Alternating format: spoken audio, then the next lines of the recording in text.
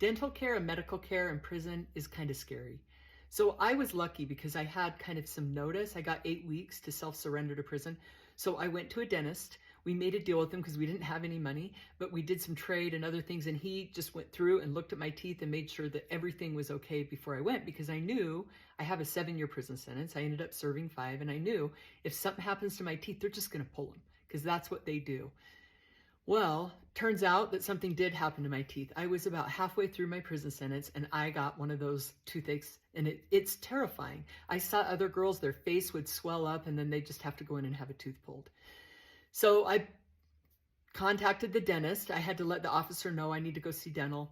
I went in and the dentist was this very tall man. He had these great big hands and he looks into my mouth. He does the x-ray and he goes, you have a problem. He goes, how much more time do you have?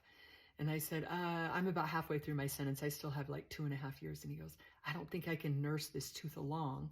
He said, we'll give you an antibiotic. He goes, but you need a root canal. And he said, and we usually just pull your teeth, but I don't want to pull your teeth. You have really nice teeth. And he goes, I will do a root canal, because I don't do them very often, but I'm willing to do that for you, which was like, are you kidding me? I was so grateful and so scared.